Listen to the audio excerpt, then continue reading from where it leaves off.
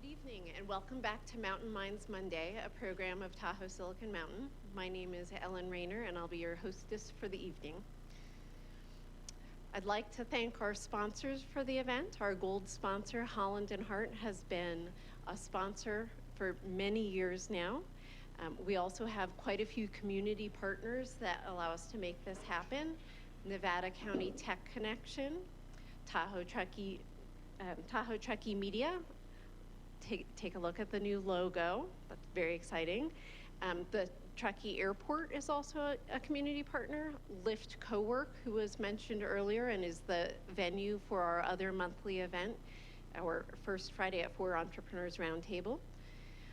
The Truckee Chamber of Commerce, and thank you to Tahoe Donner for hosting us here at Pizza on the Hill. We couldn't do this without sponsors. We are an official 501c3 nonprofit, and that sponsorship money allows us to make this live stream available, as well as some of the other things we do in promoting the event and maintaining our books for being a nonprofit in good standing. Thank you also to our individual sponsors. Individual sponsors pay $150 for access to all of our events for the year. And now moving on to the main event. I'm particularly excited to welcome our speaker, Dr. Barry Triestman, this evening. He is a longtime member of Tahoe Silicon Mountain. It's always fun to have one of our members as the presenter, and someone I get to call a friend for probably a dozen years or so. So I've been looking forward to this. Dr. Barry you'll hear him called that around town, Dr. Barry, and you'll also notice his rig out front that you'll see parked around. He's been practicing chiropractic for over 30 years and had a wonderful honor this summer of being able to volunteer at one of the Olympic training centers. And so he's going to be sharing a lot of the technology that he learned about as he was working with our Olympic athletes and Olympic hopefuls. Some of the things that you're going to get out of this presentation is understanding what it's like to work with someone with the depth of knowledge and the interest in the continuing education. There were so many hoops he had to jump through to qualify to volunteer his time to get himself to Colorado and work with our athletes. And so it's constant continuing education and including very interesting certifications that I'm sure he'll tell you more about. You'll notice active release technology when you see his moving signboard around town. And he's also going to be talking about how you can focus on doing some of the things for yourself to maintain, to build up your ability to be a peak performance athlete and also to avoid injuries. I know one thing that I really appreciated was last year, the article that you put in the Sierra Sun about shoveling. And I definitely, for those of you who haven't seen that, go back and look that up, because it's really important so that we can stay in peak performance and be able to continue skiing without throwing out our back in the morning when we're trying to get to the hill. So without further ado, I'd like to hand off the microphone, hand off to Dr. Barry. Thank you, Ellen. Okay, well, let's get started. We'll talk about benefiting from the technology at the Olympic Training Center. A little bit of a deviation is that initially I was just going to talk about technology, but I was realizing that everyone's not as enamored as I am by the cool bells and whistles, and I had to tie it to some problems. And so I tried to do that, and this is just my contact information. And so what I want everyone to get out of this is I want us to be able to improve our health and our ability to play. Learn about the technology at the Olympic Training Center, where the technology or things that are similar to the technology there that we can use here, and what alternatives are there, and the importance of symmetry in us doing things and achieving better health.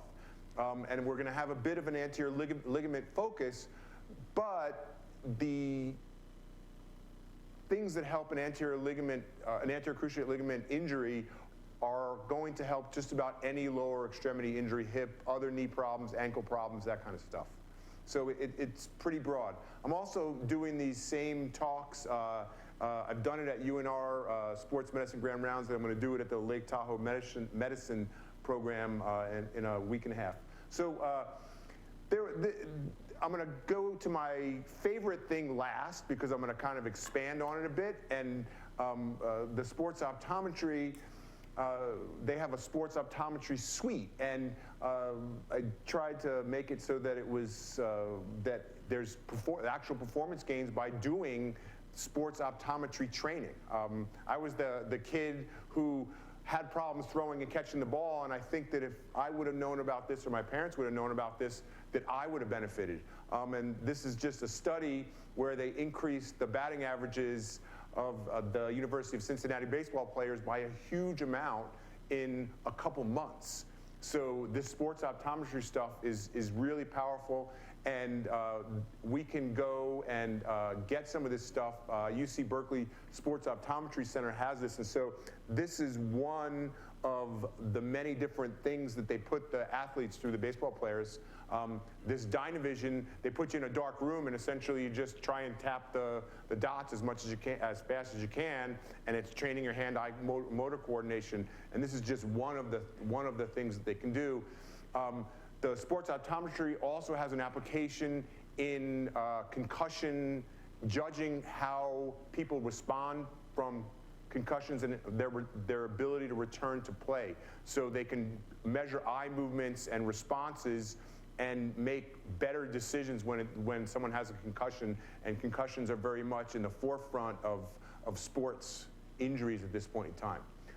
The next thing, you see me here, I'm actually in their recovery lab, and they have a bunch of different things, and one of the things that they had is this Game Ready device, and essentially oops, let me go back, this, I'm pressing the wrong one.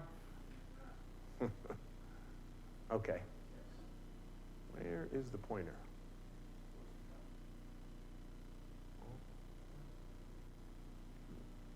There we go. So this device here is filled with ice and a little bit of water, and it has a controller here, and then it circulates water, and also this is a compression device, so that the compression starts here and pushes the inflammatory fluids up towards the hips. And you know, it's a safe thing, and I pulled up this one study where they had done total knee replacements, and they found a couple of improvements, but the biggest thing that they found was that there was a decrease in narcotic use when they compared the game-ready users to just ice users. And I'm in this position where I'm even trying to accelerate that by elevating my knee and elevating my hip and trying to push all that fluid away. So I thought that one of the things that was different between this group and the other group was I needed to kind of give people a little bit of background about some muscle physiology, exercise physiology stuff. And so we need to talk about different types of exercises. And the first one that has the most interest is eccentric exercises. And essentially, it's the negatives. If I use the example of my bicep, if I have a weight in my hand and I'm straightening my elbow, that's the negative part, or the eccentric part, and then coming up is the concentric part. And there is a lot of research telling us to use eccentric exercises to help us with problems, with rehabilitation, and with general strength training. And strength is in itself a way to stop injury. In general, the stronger we are, the better we can absorb forces. And when we land, so if I land, that's an eccentric force. And most of the time, when we get injured, we are overcoming our ability to absorb an eccentric force. And two examples of an eccentric exercise for the lower extremity is the step down. So I'd be on a step and I'd be stepping down. And the other one that really has a lot of research is the Nordic hamstring curl, and you kind of see it here. It's a really hard exercise to do. There's a bunch of other ways to make it so that when we do them, we can make them a little bit easier for us mere mortals. But in the soccer world, this hamstring injuries are very, very prevalent, and this exercise has amazing results in preventing hamstring exercises. And since it is an eccentric exercise, and since the hamstrings are part of the ACL problem, they're great for that too. The research is not there telling us directly linking it like the hamstring injuries are though. So here we just have an example of the concentric exercise, and essentially the concentric exercise is going from the knee bent of 90 or 90 plus degrees to knee straight. So it's the same thing as me doing this. And then we have an isometric exercise. So in an isometric exercise, we are not moving. We're keeping everything straight, and they're great exercises too. And then isotonic is essentially the same thing we talked about before with the concentric and eccentric contractions. And then kind of the beginning of understanding about the ACL is we see here the back of the leg, and we see the hamstrings and how they connect in the knee and how integral they are with protecting the knee. And then we see over here the quadricep muscle, and then we see this little diagram of the ACL, and you see the hamstring, and when the knee gets bent, the hamstring is the muscle that stops the motion that's going to injure the ACL. So when it came to equipment, this was a cool piece of equipment. The support, I tried to reach out to the company to get some information, and they weren't really great about getting information. They're an Italian company. But this was a pretty cool piece of equipment. And this is the first part of the motorized resistance machines, and we'll talk about another one that's available locally. It's also called robotic, and I think the robotic thing's a bit of a marketing thing, but that's what they like to call them. And the resistance comes from a motor, and we can vary the speed, the total resistance, the amount of resistance, and even the amount of resistance in different portions of the motion. So we're going to see about a squat that I can actually vary where in the squat there's different amounts of resistance, as opposed to me just putting a pair of dumbbells on my shoulder or a squat bar on my shoulder and doing something. And like we talked about earlier, the eccentric exercises are where we get more benefit from when it comes to rehab, injury prevention, and strength training. So we can program this piece of equipment with that. Oh, how did I get there? Oh, that's right. Okay, so we can, at 60 degrees for the quadricep muscle, that muscle in the front, we can vary the strength, and depending on where the person is in their ACL rehabilitation or their ACL rehabilitation, we can make it so that there's much more weight on the muscle as we're doing these different movements. So, and then what this Kineo machine also can do is it can give us a workout, it can test our actual strength, and then when we're actually doing the exercise, it can actually give us visual feedback on this device. So it can actually tell us if we're working hard enough and encourage us to work harder, or if we're not moving fast enough when we set a certain speed, it can tell us to try and move faster. So it's got some pretty cool applications, and I'll get this right by the end. On this side, we can hook a belt up to somebody, and that becomes the resistance if we're going to squat or we're going to jump. Okay, so now this is, we'll see how my video world works now. And it's not the very beginning of the video. The different phases of the jump. And what you can do is that it shows you varying the different jump speeds. And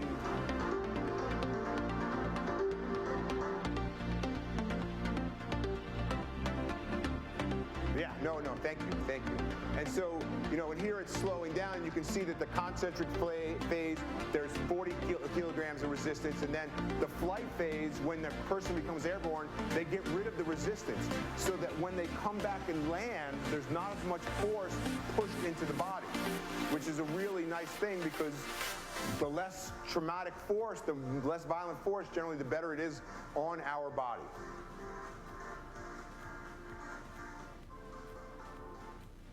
So the Kaiser machines are not quite as high-tech as the Kineo machine, but these machines are available locally. They are robotic, and you can vary the resistance in all those different phases.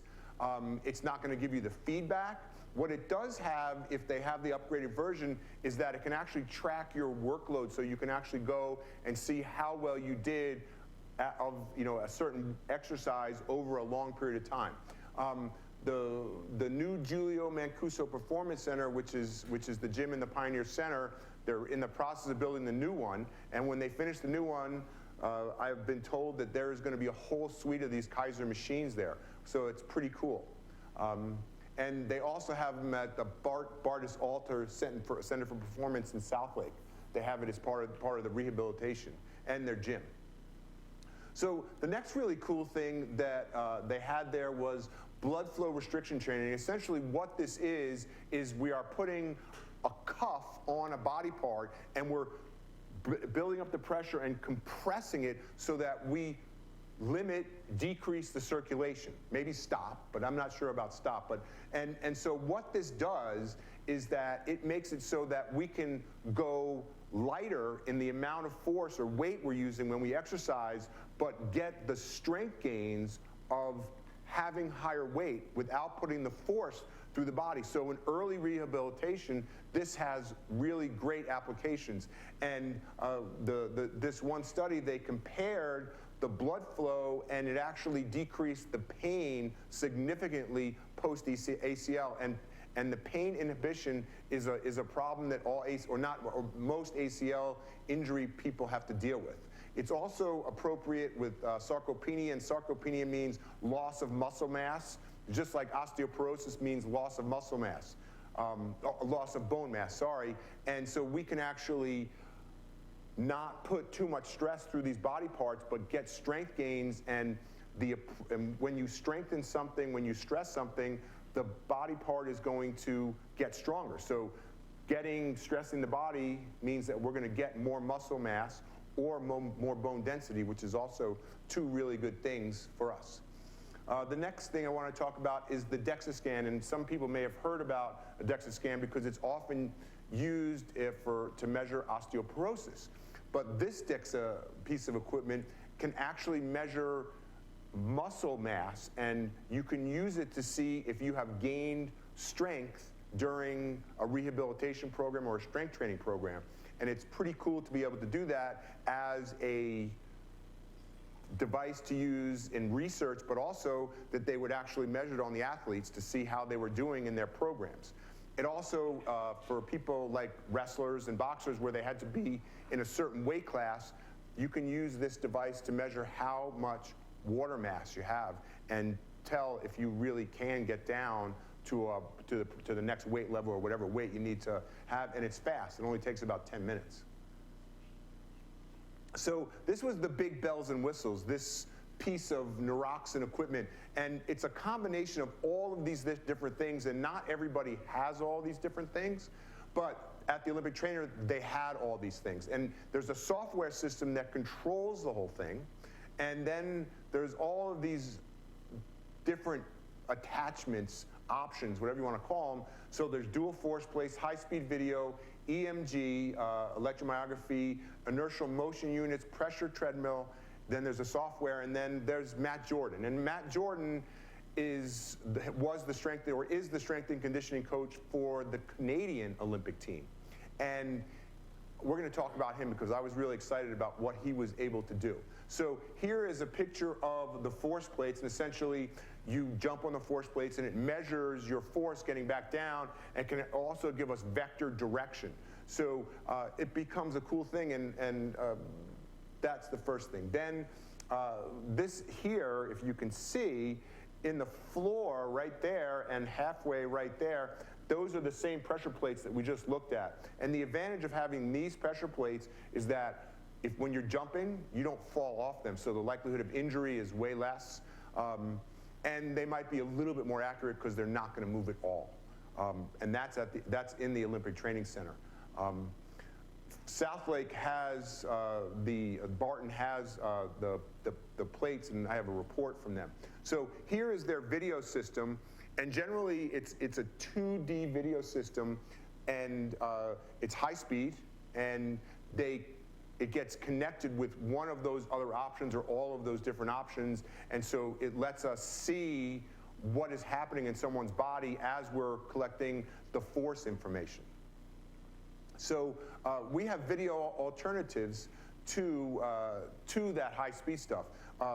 Latest cell phones, 120 frames per second is what the bottom standard of what we're looking for when it comes to how fast you can have something. So I can actually put someone on a treadmill with a cell phone, and as long as I am reproducible at the height and the distance, I can compare pre and post stuff. So if we have an intervention, I can see if, we've corrected the person's ability to land properly when they're running, and we can do that with a video.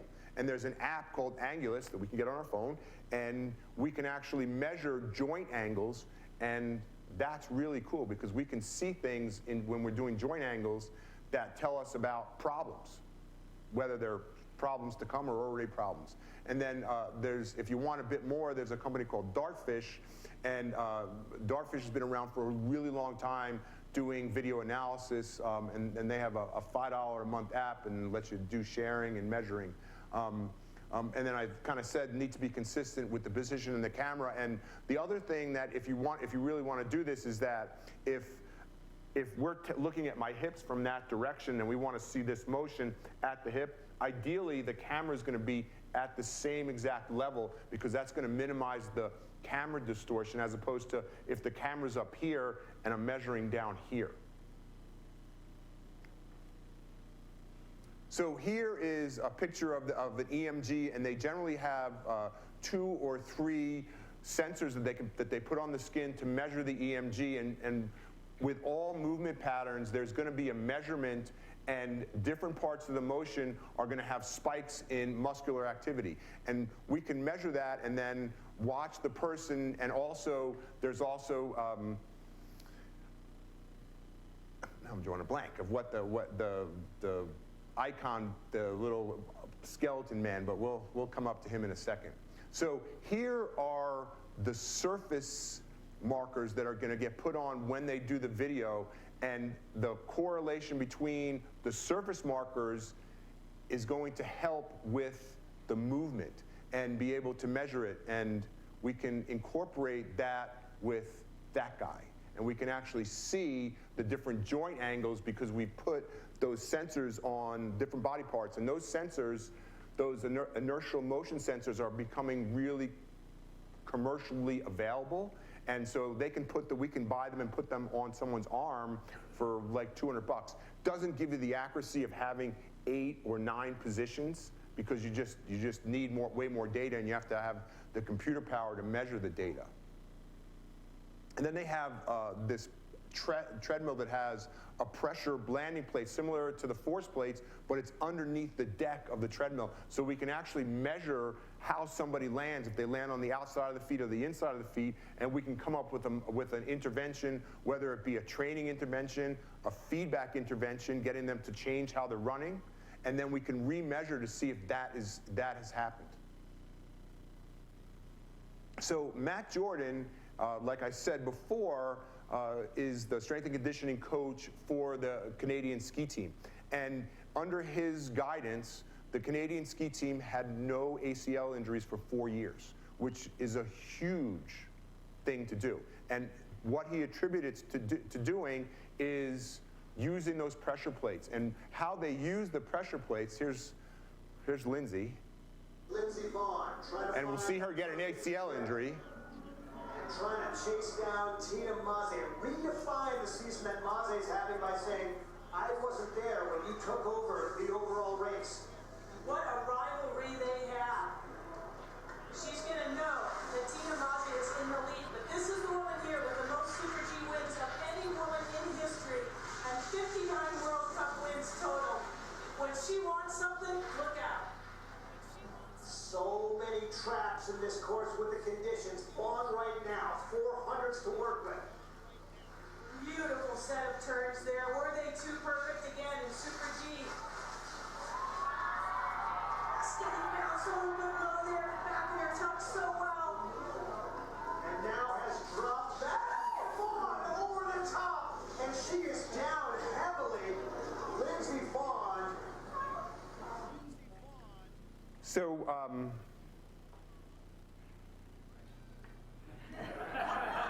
I'm sorry? Yeah.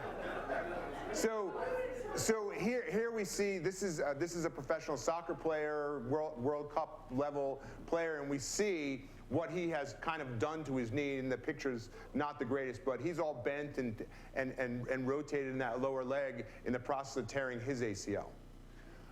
So getting back to Matt Jordan and this amazing thing that he did was that he took the Canadian team, and every week they would run them through a counter movement jump. And the reason that the counter movement jump was the go-to was because they could do it quickly, because they'd have to run 60 people, and they could do 60 people in a 3-hour period, which is pretty cool. And then they would come up with a program and next week remeasure it and see if the program corrected what they saw as the problems.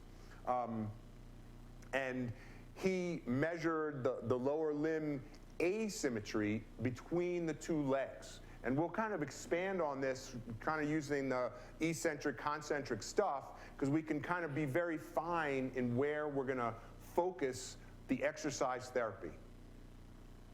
So his protocols were all of these things, but not necessarily all of them every week.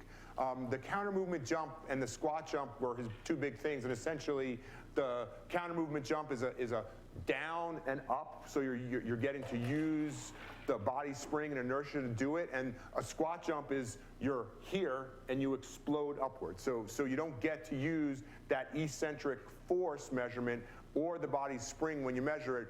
And they would, most times they did 5 reps, but they'd also do 20 reps and compare the first 5 to the last 5 to see if there was a difference in their fatigability. And then you could do single leg jumps and also single leg landings to kind of fine tune and look at this stuff better. So here we have the counter movement jump, and we see the forces that are happening during the actual jump and the measurement. And here we have 2 sides of this counter movement jump. We have the injured side and the other side. And we see that there is asymmetry here and here.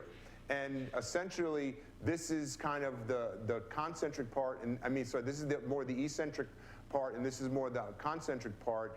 And we can throw exercises at this to get these so they're better.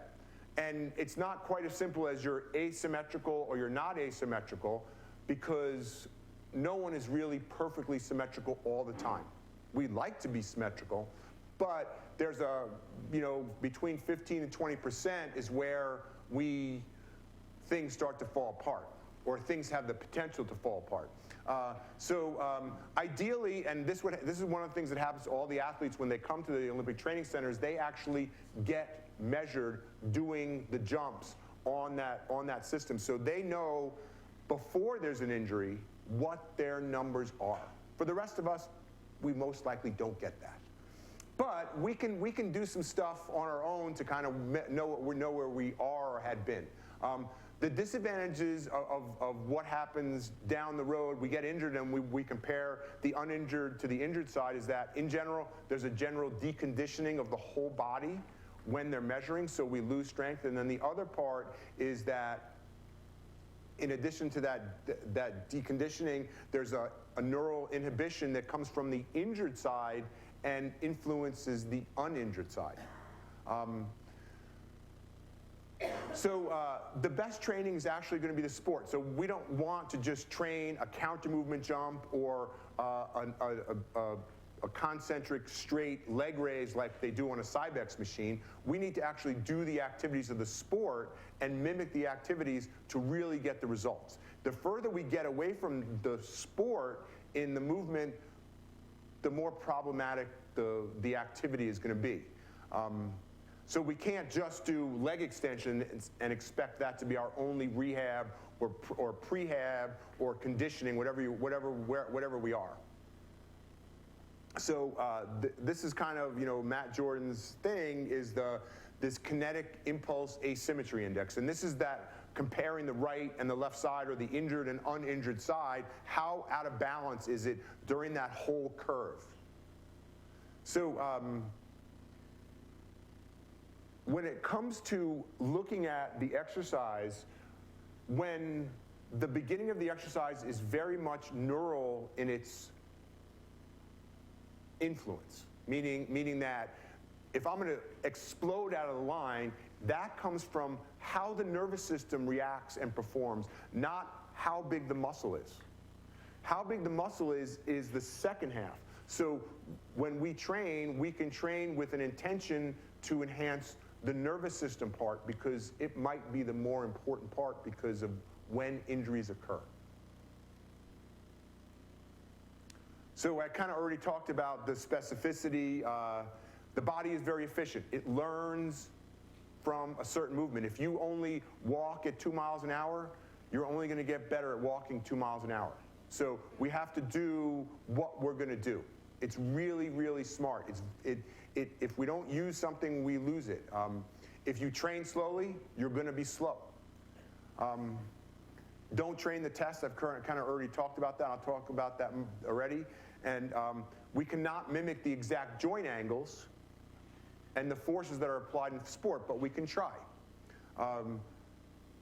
Matt says also, get bigger, as discussed by Matt in his increasing cross-sectional area, meaning the bigger the muscle, the better we can prevent injuries. And then we get stronger by improving intramuscular coordination, and that's that nervous system part that I talked about. And getting faster is a combination of the inter and intermuscular coordination, meaning that all that stuff kind of has to come together. The asymmetry index, this is kind of what Matt had come up with, is the 12 is okay, but less than 12% asymmetry is okay. 12 to 15%, we're kind of a little bit worried, and above 15%, we're worried. He said 15 to 20, but I said 15.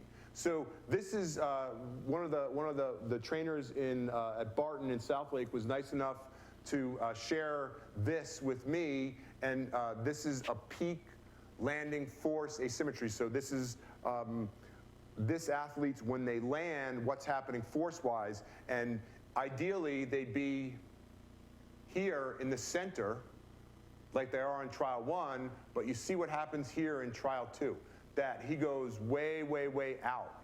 And you get this information and you're like, uh-oh, something's wrong. This person is going to probably have an injury, or if they haven't had one already.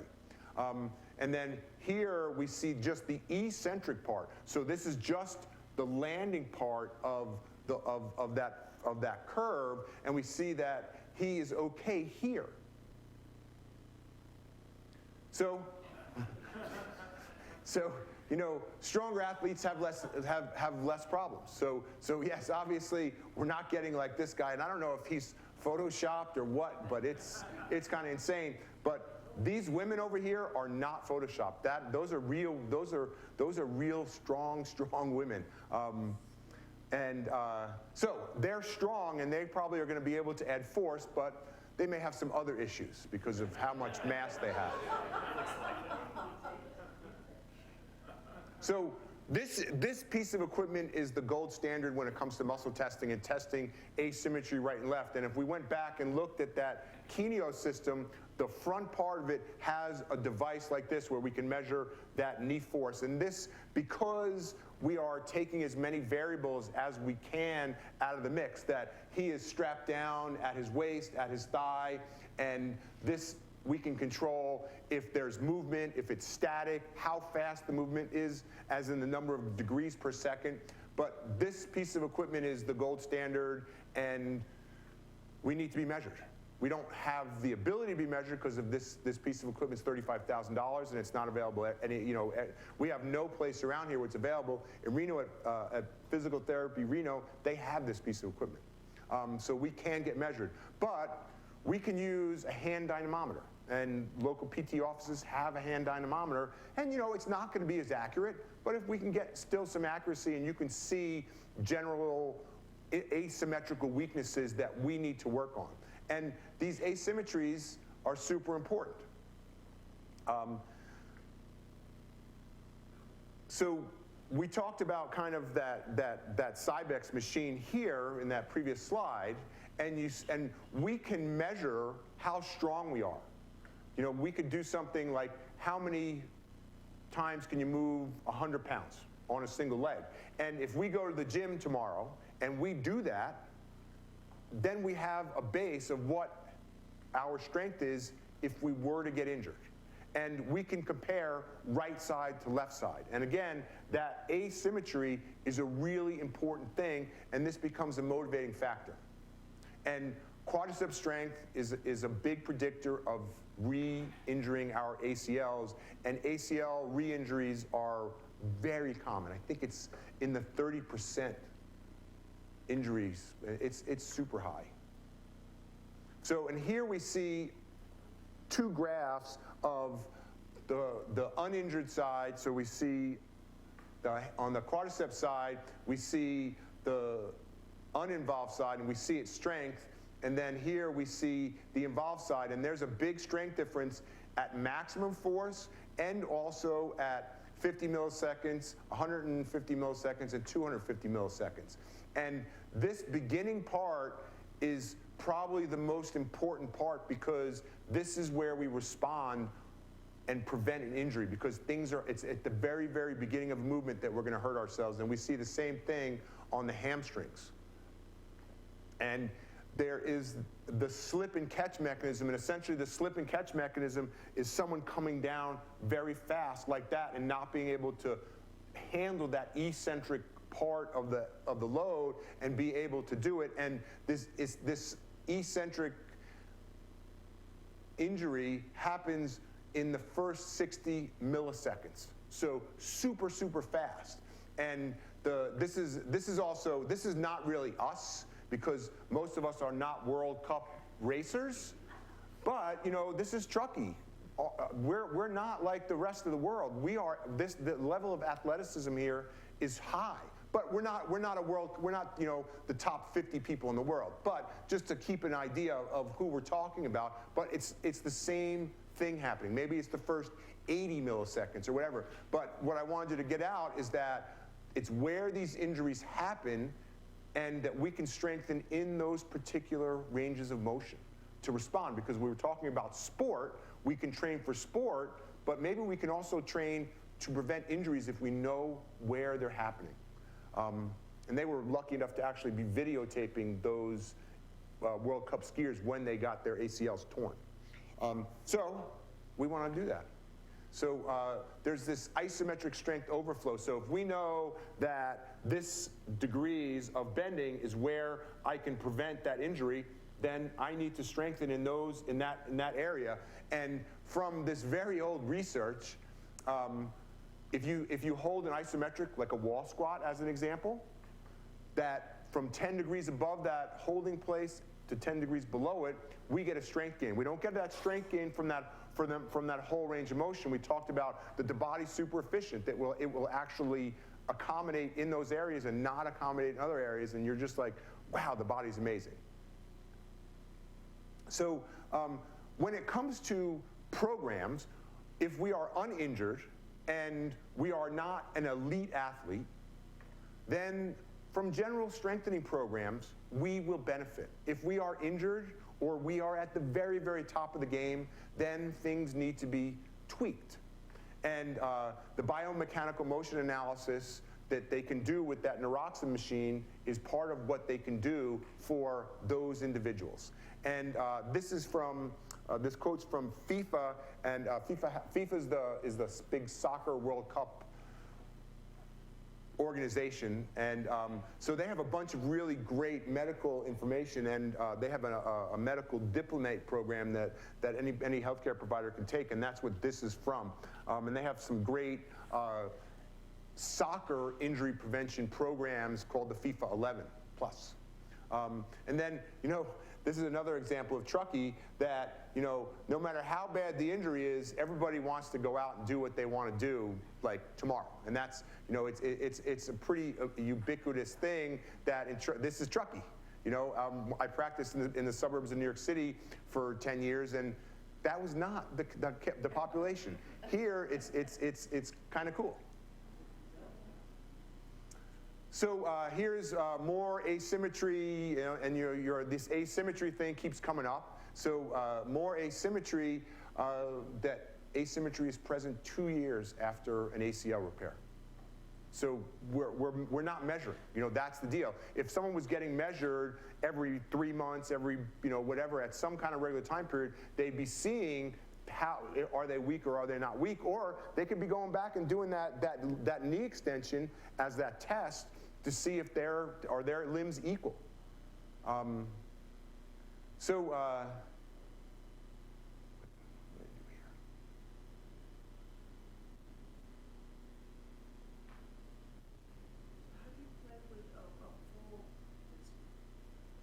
A total knee. So the question is, how do we deal with a total knee? And we're talking about the rehab post-total knee. A little bit outside of the talk and a little bit outside of my knowledge, but part of the basis of all this stuff is to get back to symmetry. So we're going to try and get you back to symmetry, and we're going to use similar exercise and similar rehabilitation stuff for that. I'm not sure if I can give you a more specific answer. So some more injury prevention stuff. The National Athletic Trainers Association came up with these recommendations, and what the recommendations were that we need to take from 3 of the following exercise types and have them part of our regular world.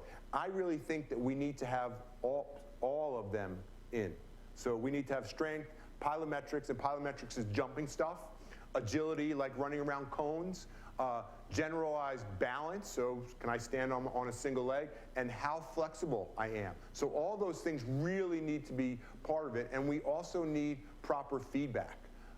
And this paper and another paper that I'll talk about in a moment have a wealth of resources when it comes to ACL, injury prevention, injury treatment, and if you want to really learn a lot, I encourage you to do it. And I also have the references here and the references available online, but I'll talk about that. And I don't know if everyone wants a reference, all the references are right there. And then we also want feedback about proper exercise technique, and that brings a coach, that brings some kind of healthcare provider, somebody who knows how to look at you and get you to move better.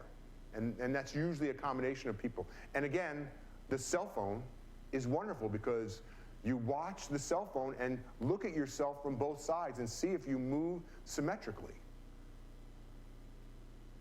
And this is the results of using that they were recommending that those 3 categories, a pretty big reduction in ACL injuries, 51 to 62%. So that's pretty impressive.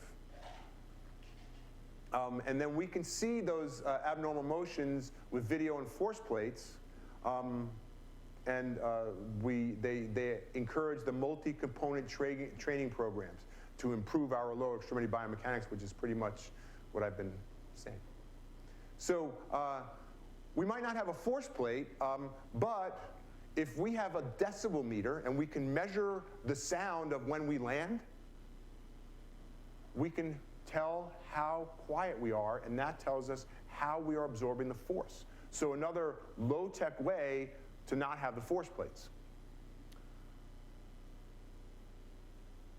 So the EMG, so we talked about the Naroxen, they had the EMG segment of their thing, and so they could put the devices on your hamstrings especially the inside hamstrings and quadriceps in the front, and have you do a step up, is what they're having to do here, and measure it and get a reading of how hard the hamstrings, the inside hamstrings and quadriceps are working, and then give you feedback and tell you if you're doing it. Or what they did in this study was that they stroked the muscle as the person went up. They stroked the muscle, and that got the EMG firing to a same level. So these inside quadricep and hamstring muscles are protective to the ACL.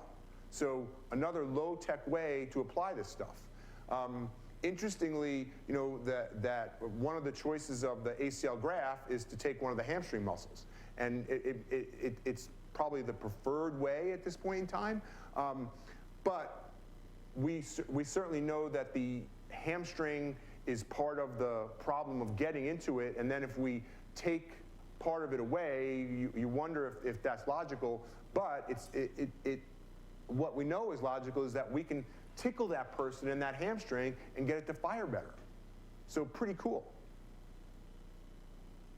So hopefully I didn't bore you guys and you got something out of it, and I motivated you to go to the gym tomorrow and start working out and start looking at yourself symmetrically, stretching, and all the resources. So I'm a resource, and that's my telephone number. My website is a resource, and all the slides from this presentation are on my website on the resources page. And if you want more ACL information, more prehab stuff, rehab stuff, it's also on the ACL page. And then this presentation is also, as you know, is going to be available on the Silicon Mountain YouTube page. And that's the end of my talk. So, and if anybody wants, here are the whole list of references, and they're also on my website if you want them. That's it. Questions? Right, so it's question time.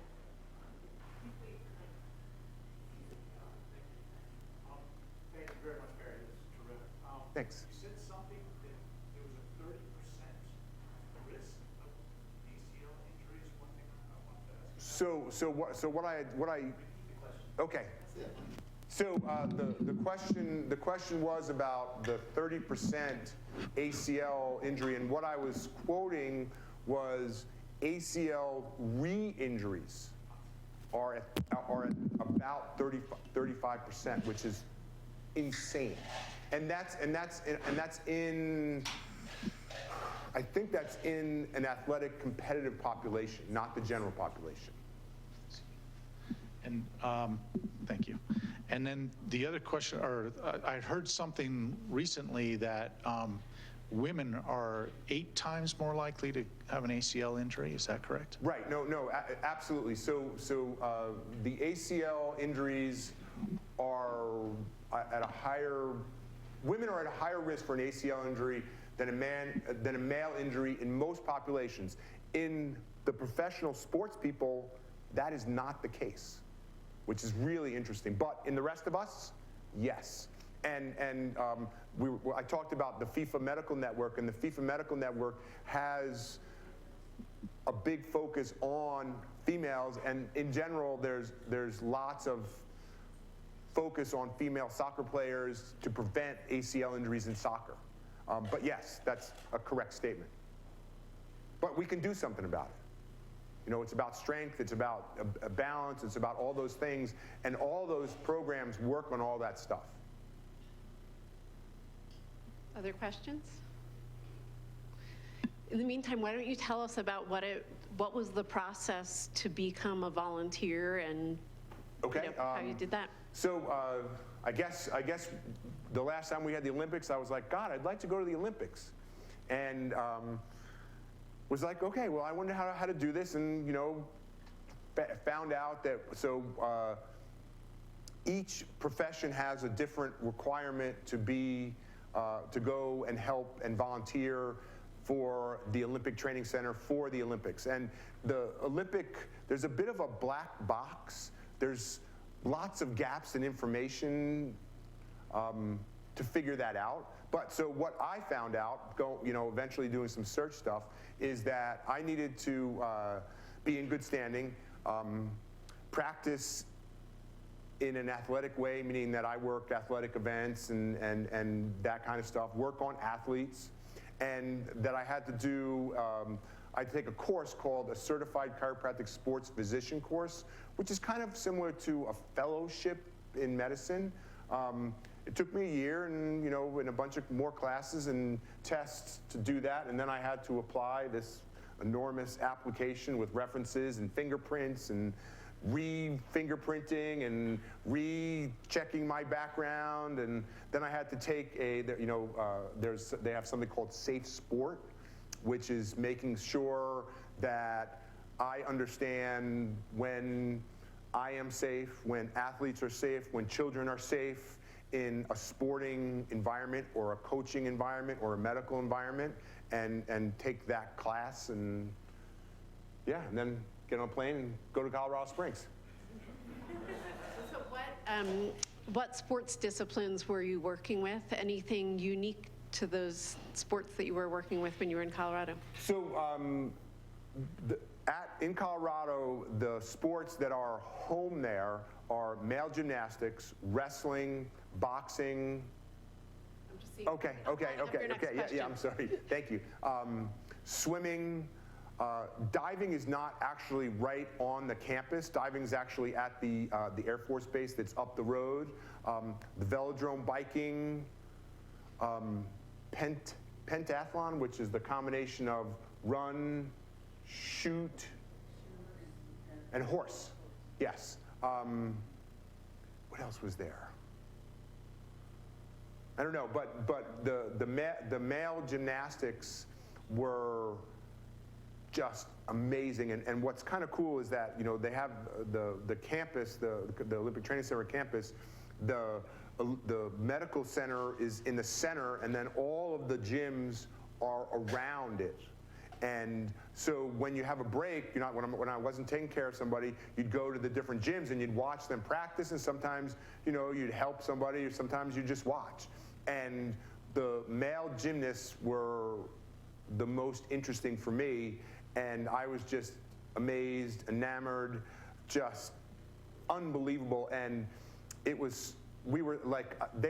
on the rings, and they were right here. I could feel the wind going by when they were on the rings. It was like having your own private rock concert with the Rolling Stones. It was just amazing. Yeah, it was cool. Any other questions?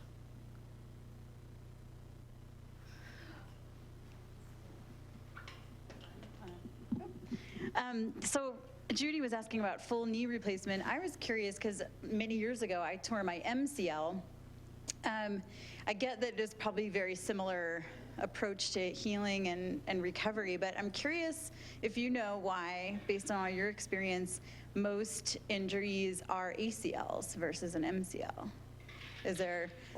I think that if we look at the statistics, and I don't know them offhand, but my sort of gut intelligent feeling is that there are far more MCL, medial collateral ligament injuries, than there are ACL injuries. The issue is that medial collateral ligaments, the medial collateral ligament is one of the best healing ligaments in the body. So in the majority of cases, it heals itself with therapy, while ACL significantly destabilizes the knee and causes all kinds of problems. It's actually interesting that there is a little bit of push for non-surgery treatment of ACLs in active people.